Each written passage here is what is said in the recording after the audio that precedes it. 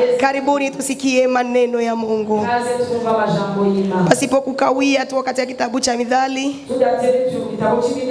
Sauti yangu imeharibika lakini nitaongea tu. Sauti yangu imeharibika sana. Mithali sura yake ya 31. Mustari wake wa 11.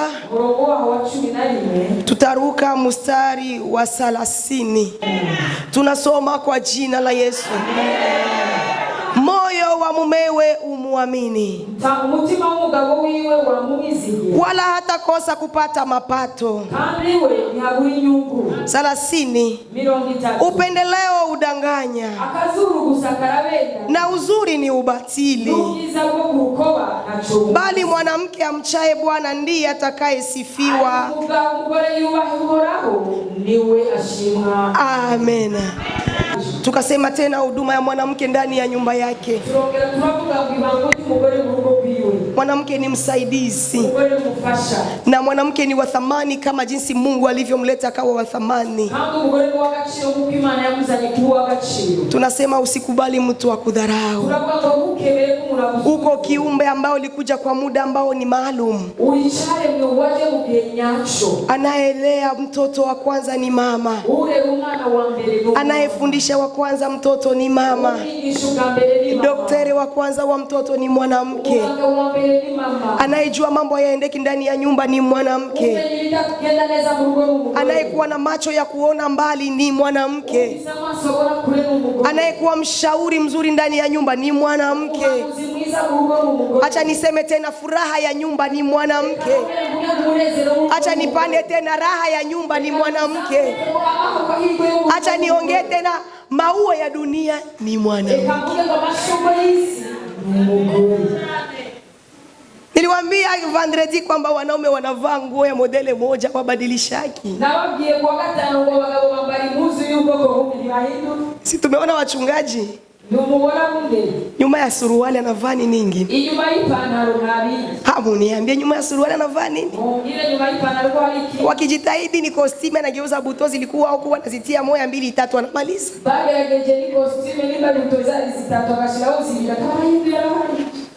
Lakini mwanamke, uniambie mwanamke, mara jipe, mara robe, mara vikwembe, mara nini. Na vinatupendezaka kwa mama atupendezaki. Maua ya dunia ni mwanamke. Usiruhusu mtu akudharau kwa sababu wewe ni mtu wa thamani. Haleluya. Haleluya. Tumeona tena huduma ya mwanamke kwa mume wake ni kuwa msaidizi wa kweli. Huduma ya mwanamke kwa mume wake ni kunyenyekea kwa heshima. Huduma ya mwanamke kwa mume wake ni kumtia moyo na kumuombea. Leo tunakwenda kuona huduma ya mwanamke katika familia. Tumeona huduma ya mwanamke ndani ya nyumba kwa ujumla. Na tukisema nyumba tunaona baba, mama, watoto. Tukasema tena huduma ya mwanamke kwa mume wake, yeye mwenyewe na mume wake tu. Leo tunakuja kusema huduma ya mwanamke kwa familia yote. Haijalishi akiwa ni wa uzao wa tumbo lako. Haijalishi akiwa ni familia ya mume wako. Haijalishi akiwa ni familia yako au familia yenu. Mwanamke anaitiwa kutumikia familia, kwa sababu wewe ulikuja kwa kusudi maalum. Mungu alikuleta ili uweze kuwa msaada kwa wengine. Mungu amekuleta katika dunia hii ili wengine wapone kupitia wewe. Huduma yako ni kuwasaidia. Haleluya. Huduma yako ni kuwaelimisha. Huduma yako ni kuwapatia maarifa, hasa kwa watoto ambao umejizalia mwenyewe, wangali bado wadogo. Huduma ya mwanamke ni kumlea kwa maadili yaliyo mema. Huduma ya mwanamke ni kumwadibisha mtoto. Nani anaweza akapenda aone mtoto wake ameharibika? Yupo? Hao wakikwambia mtoto wako ni kahaba au jambazi, yanakupendeza? Si tunasikia unaaibika?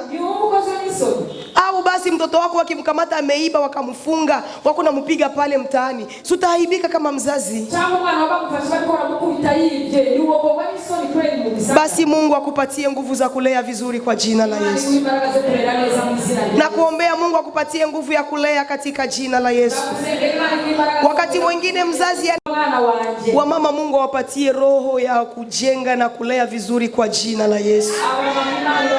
Na uzao wa tumbo zetu Bwana ulinde katika jina la Yesu. Haleluya. Haleluya. Inakupasa mwanamke umlea mtoto katika maadili ya kimungu. Maana Biblia inatuambia ukimlea mtoto katika maadili ya kimungu hata acha ile njia hata atakapozeeka.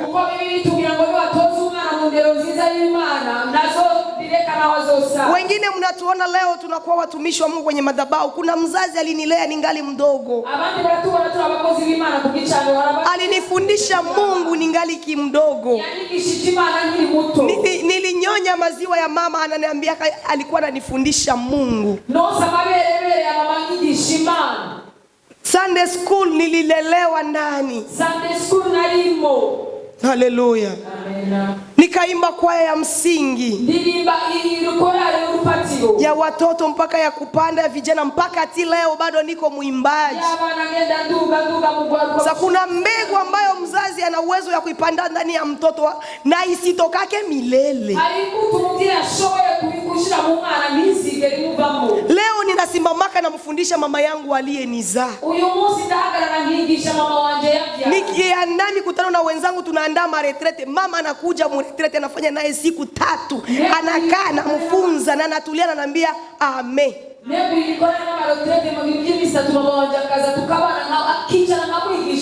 Na leo kwa sababu hakujua kama nitakuwa hapa, angekuwa hapa. Mara nyingi kote naenda huwa anapenda kunifuata. Sasa nafikiri hata ukimuuliza mama yangu aliyenizaa, anasikiaka vibaya, anasikiaka vizuri. Okay, nitoke basi kwangu. Ukimwona mtoto wako yuko naimba hapa, unasikia vibaya, unasikia vizuri. Ukimwona mtoto wako anahubiri hapa kwenye madhabahu, unasikia vibaya, unasikia vizuri. Alafu unamwona ghafla tu shetani anamudanganya, unamwona anaanza kuvaa manguo zenye hazifai, anakuwa kahaba, anakuwa jambazi. Inafurahisha, inaumiza. Ndio maana ni jukumu lako mzazi, ombea uzao wa tumbo lako. Na ukiangalia mara nyingi watoto watumishi wa Mungu ndio wanaharibikaga. Unajiuliza, baba yake ni mtumishi wa Mungu, mama yake ni mtumishi wa Mungu, uzao wake unaharibika. Je, hajui kulea? Sio kwamba hajui kulea. Ukibaza sewe wewe umukozi, mama wewe umukozi, mbega bibeze mtu ukibaza mbega zikulea na zikulea. Si kwamba hajui kulea. Shetani anaona kwa baba hatapata mlango, kwa mama hatapata mlango. Gisi tuko tunakemea mapepo, unafukuza, unaadibisha, anazunguruka kwa watoto, anakuteka kwa watoto. Satana kama nakukulise na choribu hakule, kuli nyina na choribu hakule. Alipokuwa tuko tunazunguruka figisha kama tipatie kumana ahanda baro. Ndio maana nakushauri mzazi au mama ambaye uko hapa, usiwe na desturi ya kuja kanisani ukaacha watoto nyumbani. Haleluya. Tuko pamoja. Njoo kuomba, njoo na watoto wako na uzao wako wote.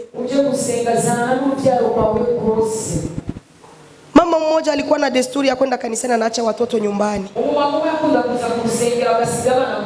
Anawaacha nyumbani. Siku moja akawafungania ndani ya nyumba, akaenda kanisani. Akakutana watoto wake fie na garso, wanafanya uzinifu na wangali wadogo, kaka na dada.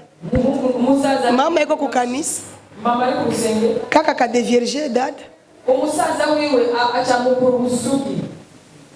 tena wote ni wadogo. Shetani ni strategy. Anajua wewe hata kupata. Chuko mnyumba ya Mungu. Lakini uzao wako nje kona winda. Ndio maana Mungu alinde huo uzao katika jina la Yesu. Hata kama tuko hapa, waliobaki nyumbani Mungu awalinde kwa jina la Yesu.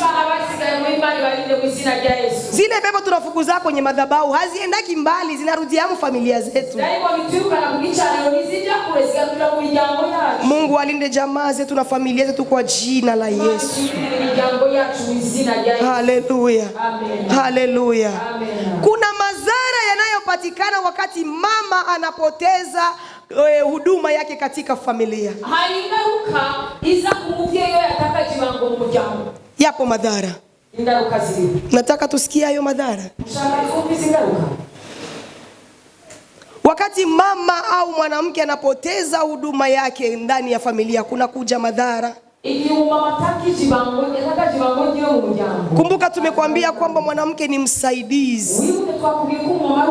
Mwanamke ni wa thamani. Mwanamke ni mlezi. Mwanamke ni chombo cha utukufu wa Mungu. Asa wakati unapoteza lengo, madhara yanaingia. Sitasoma na kupatia, utasoma mwenyewe. Kitabu cha Mwanzo sura ya 19 mstari wa 15 hadi 26. Mwanzo 19 mstari wa 15 hadi 26. Hapo utaona ni mwanamke ambaye ni mke wa Lutu.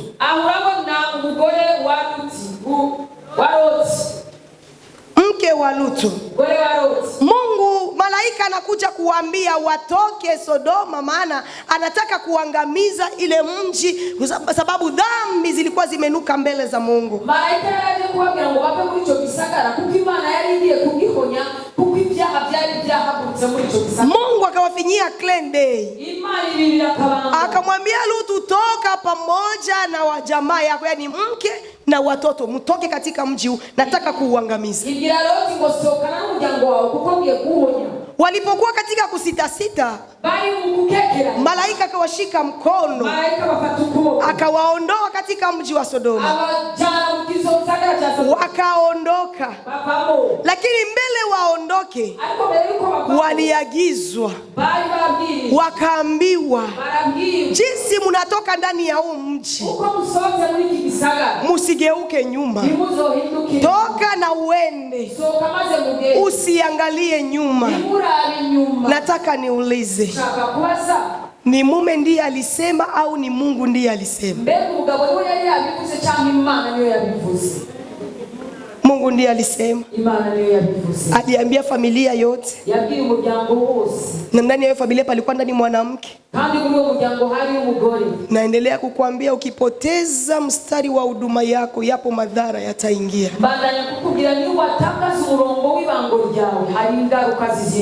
Lutu anaondoka na mke wake na mabinti zake, wanakwenda huku. Kuna baki kelele ya watu ambao wako wanafanya zinaa, usharati, machafu, na kibiriti cha Mungu kinataka kuwaka katika Sodoma na Gomora.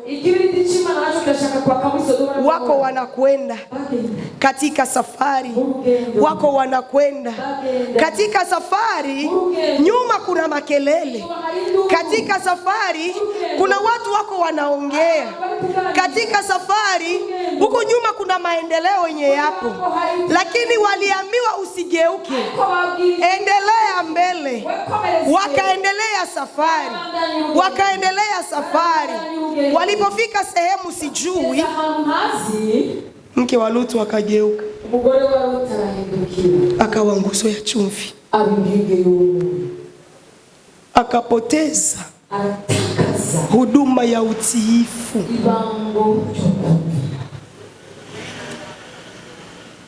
Haleluya. Akapoteza utiifu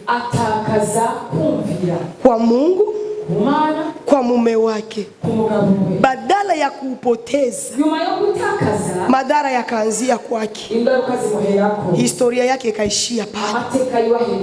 Kuna kile Mungu alisemaka na wewe wakati ulianza safari. Inaweza kuwa ni safari ya ndoa, kwa sababu hii tema inaingia ndani ya ndoa na ndani ya kanisa.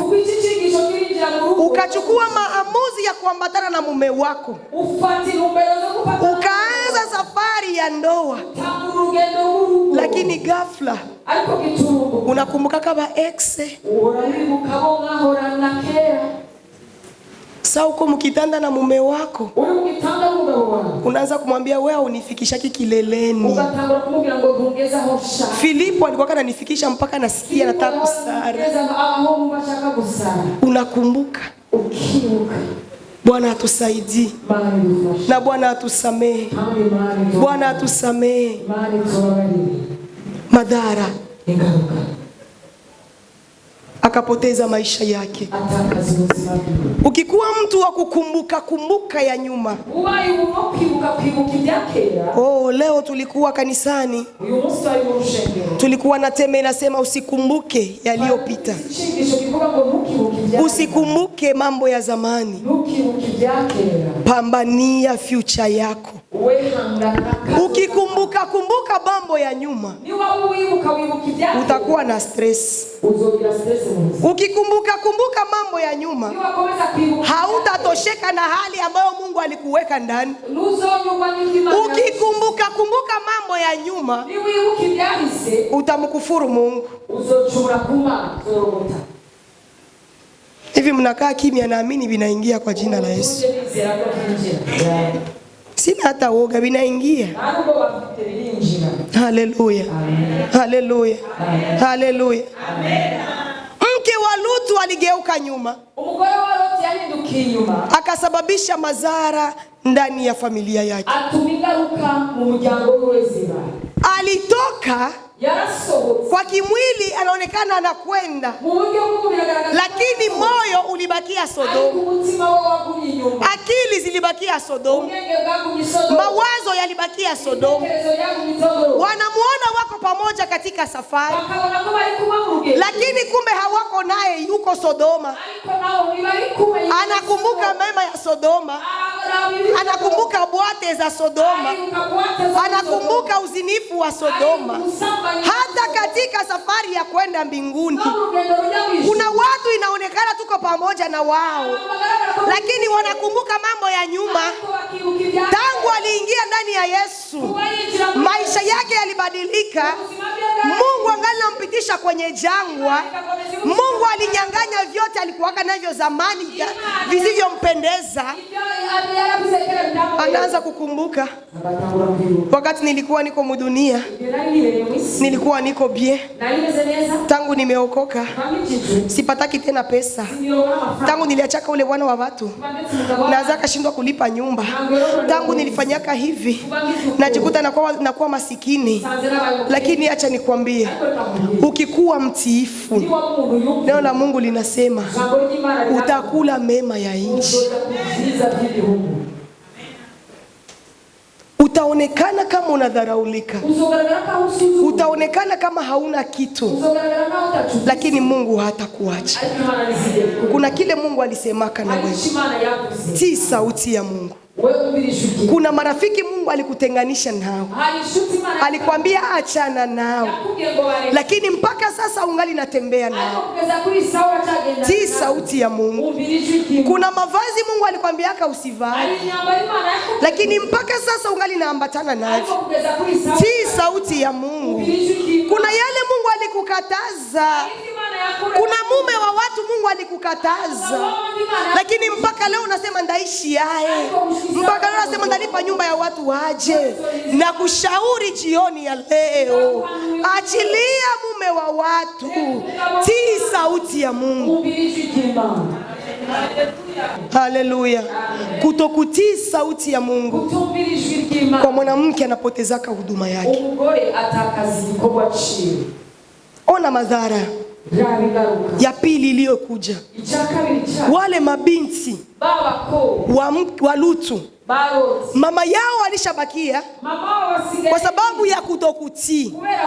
Na tumekuambia kwamba mwalimu anayefundisha watoto ni mwanamke. Si ni kweli? Si ni kweli wa mama? Si ni kweli wa mama zangu? Na mara nyingi utaona mama anaweza kuwa rafiki wa fie wake. Si ni kweli? Ni kweli au? Wale mabinti wawili mama yao hayuko tena kwa sababu ya kutokutii. Alibakia njiani, wao wakaendelea safari. Walipofika wakajikuta wako tu na baba yao, mama hayupo. Ona madhara. Mwanamke anapokosekana ndani ya nyumba, watoto wanaingia katika matatizo, watoto wanaharibikaga, maana hawana wa kuwakemea, hawana wa kuwashauri. Wale binti sasa, mama haiko tena, wakaunda chama, tumuleweshe baba yetu.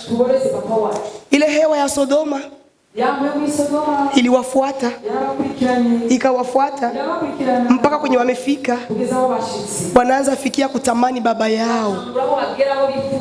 Mkubwa akasema, mimi ndamulewesha leo. Akamulewesha. Soma neno la Mungu ndivyo imeandikwa. Akamulewesha, akazini na baba yake, akachukua mimba. Kesho mdogo naye akasema, na mimi ndamulewesha. Sijui kama walikuwa unasikia baba iko haye. Sijui gisi waliulizana, wewe ulimusikia haye. Sijui kama mkuu alisema papa ragioshe. Sijui sasa alikuwa analala mkifua cha baba yake, alikuwa anasema papa endelea papa. Sijui. Chenye naelewa tu ni mwabsance ya mama. Ndio maana hayo madhara yaliendelea kutokea. Mwabsance ya mama. Ndio maana watoto waliunda chama ya kuzini na baba yao. Mwabsance ya mama, baba akazaa na binti zake. Mungu atulinde hiyo laana kwa jina la Yesu. Bwana atusaidie. Mama yao angekuwa, yangetokea hayo.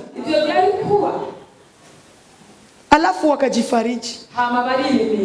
Eti tunataka kujiongezea uzao, jina la baba yetu lisipotei, familia yetu iongezeke.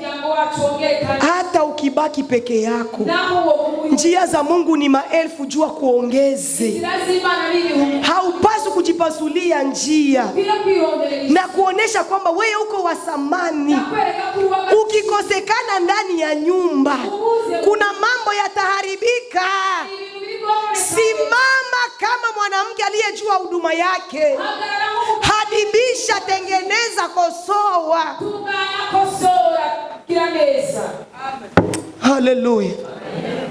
Haleluya. Amen. Leo tuko na wamama ambao wanakuambia mimi sitamwambia mama, huyo mtoto anisikiaki. Mungu alimkupatia, jua alijua kama utamuweza. Hata sipokusikia leo, wewe sema tu. Neno la mama ni nyundo. Atalisikiaka tu. Sina wa dunia walisema, asiyefundishwa na wazazi anafundishwa na nani? Haleluya.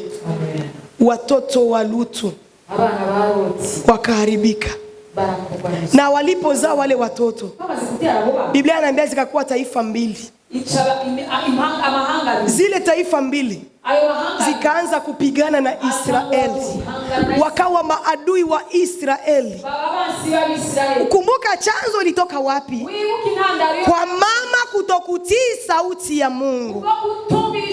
Kumbe kama hauko mtiifu, utaleta madhara ndani ya nyumba, utaleta madhara ndani ya kanisa, utaleta madhara. Tuko na wamama ambao sio watiifu ndani ya nyumba ya Mungu. Tuko na wamama ambao hata viongozi wanaogopaka kuwakonseye. Walishakupa jina, hata ukikosea hakuna mtu atakusogelea. Juu naambiaka mimi nitabaonesha mie niko nani. Mie siogopaki mtu. Mimi mu maisha yangu nikisikia mtu asema siogopaki mtu na mkimbiaka. Juu mwenye ogopaki mtu hayaokoka. Wewe unasema uogopi mtu maana yake unataka kuangazeni ni vita. Asa mwenye anaogopa mtu anaogopaka vita. Haleluya wa mama. Najua leo hamtanipenda. Najua leo hamtanipenda. Lakini nitaongea kile Mungu alisema. Na kile aliweka ndani yangu.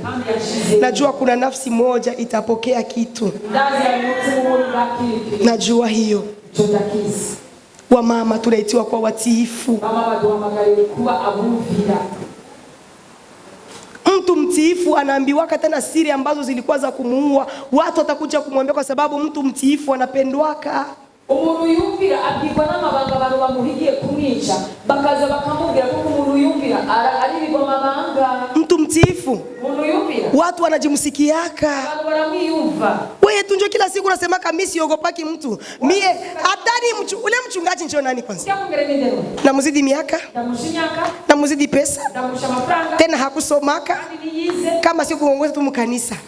Yake vinaishia mwa ile kanisa. Tukikutana kule nje. Ataniona mie niko nani? Ba mama. Nani ameturoga? Mbona uonekana kimkanisa? Mbona uonekana kimrepetition? Mbona uonekana kimkutano wa kina mama? Wewe unauliza ile moja. Maneno atakupatia. Hapa kona vikuwaki. Biko Bulaya. Bulaya. Maneno atakupatia. Uko nilitia polisi. Nilitia polisi wa kunichunga. Unajiuliza nilikuuliza kwa wema. Mama mbona siku hizi hauonekani? Ile tu. Sikutia polisi. Kuingia ni haki yangu, kutokuingia ni haki yangu. Biblia inatuambia kushirikiana kwa ndugu na kurudisha moyo. Tunafaana, nilikwambia hizi huduma tunatofautiana. Chenye kiko ndani yangu haiko ndio kiko ndani yako. Sasa wewe ukikuya na mimi nakuya, tutanoana, tutawashana. Usitukimbie mkanisa, tunakuhitaji.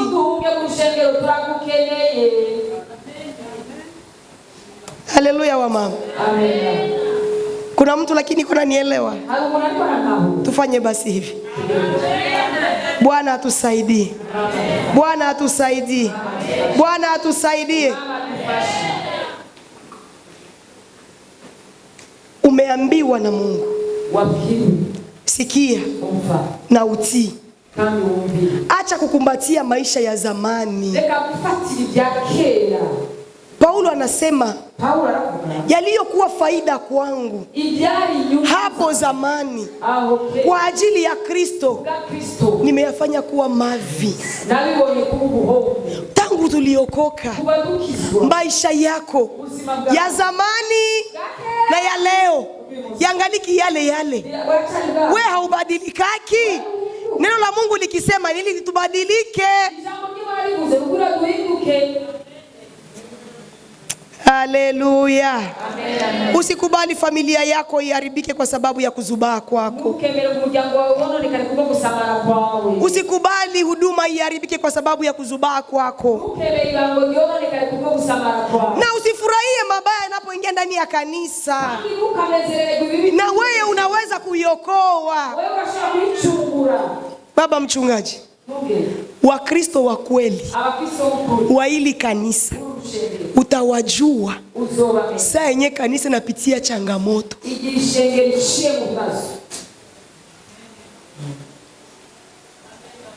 Utajua watoto wako wa imani saa yenye uliwatombokea na hawakuhama kanisa. Lakini wamama wangapi wanaweza wakapigwa, watangaziwa kwenye madhabahu na wabakie mkanisa? Ni wangapi? Ni wangapi? Hapa kwa Golgotha wanayala wako wengi sana. aba muri Golgotha baruzi ni benshi. Ni wengi. Ni benshi cyane. Wakikuaibisha unafika unabakia. Bagukuje isoro cy'ubumagabo. Unajua mtu anakupinire simwa.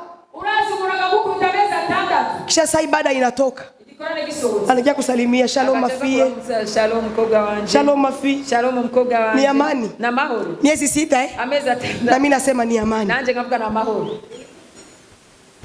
Anakupenda. Aragukunda. Ukikuwa mtiifu, Ni wabumvira. utaelewa kama kupigwa na baba wala mama wa kiroho ni kwa sababu anakutakia mema.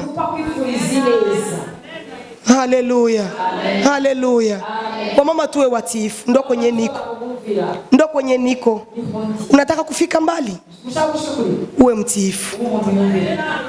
Na sio utiifu tu, kubali na wengine.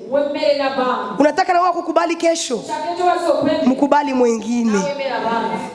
Udhaifu wetu sie wa mama, tunapendaga sie mie tu ndio watape, mie tu ndio naweza, mie tu ndio mimi najua, mimi ndio najua kuimba, mimi najua kuhubiri. Alafu mtu anafurahia, anaikala pale anafurahia kukosoa tu mapotovu ya kumadhabahu ya wengine. Akanezeza kukosora kusaba kukichana. Anafurahi. Pakikuwa manani maerere. Baki za makosa. Si jeudi jour anafurahi. Uyo musi wa yuywe akajohe. Bwana atusaidie. Mwana alifasha. Yesu atusaidie. Yesu alifasha. Furahia mwingine. Na ufurahie mazuri ya mwingine. Na mwingine akifanya mapotovu. Maana tuko watoto wa baba mmoja. Mshauri kwa akili na hekima. Na safari inaendelea. Haleluya. Haleluya. Haleluya.